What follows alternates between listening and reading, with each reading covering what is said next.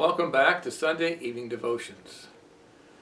Well, I know Christmas time is past, but a gift, it causes problems. I mean, we all like gifts, but the point I want to make is that to receive a gift, you have to be humble.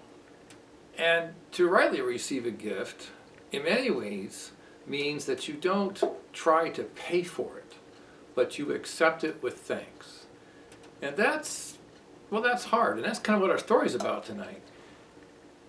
In 2 Kings chapter 5, we're presented with the story of Naaman, the commander of the Syrian army, who we're told has been blessed by God and giving the Syrians great success. Of course, God was judging Israel, and so whatever we have of God, whatever success we may possess, God is the author of it. Well, we also find out that Naaman is a leper. He has the disease of leprosy. And in his victories, a certain young lady from Israel was captured, and she gives testimony to the fact that Elisha is a great prophet, and so refers him to Elisha for healing. Now, of course, God's name is being magnified by this and glorified.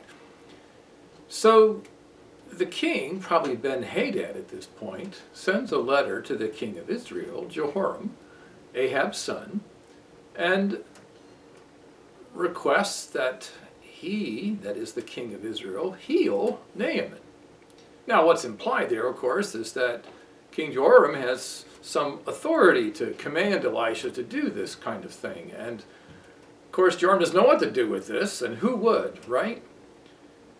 And so Elisha hears about this and says, well, send Naaman to me, that he might know that there is a God of Israel. So again, it is a work, it's a miracle that would make God known. And so God is using this whole enterprise to make himself known to the Syrians and to people around.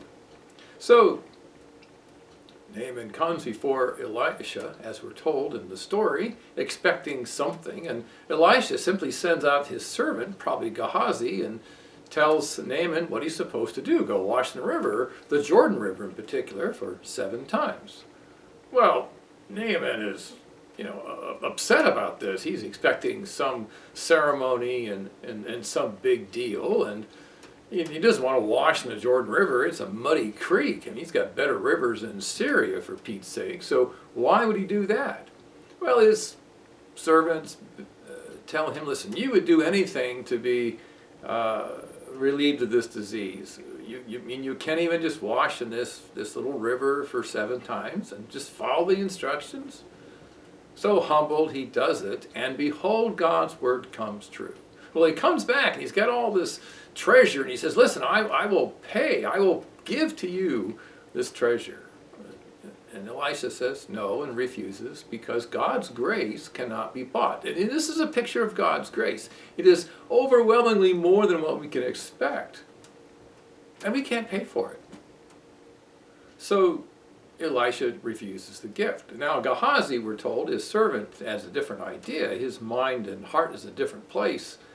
And so hearing that refusal, he then chases down Naaman a bit later and says, oh, something's happened, and some people visited my master, and he needs some of that treasure, if you would just give me some, a change of clothes and some silver. Well, Naaman is certainly glad to do it. He wanted to do it in the first place, and so Gehazi gets the gifts and he hides them away, but Elisha knows. And what we find is that Gehazi then is under the judgment of leprosy because his heart wasn't right. Because when we stand in the way of God's grace, we're in a bad place. Well, all this is to speak about, you see, the fact that God's grace can't be purchased.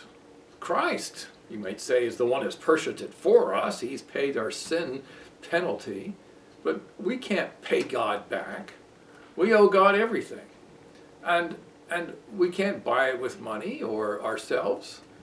And Naaman needed to learn that. And that's what the whole thing was about. This isn't magic. When God miraculously changes a sinner's heart, when God gives us these graces, he can't be purchased.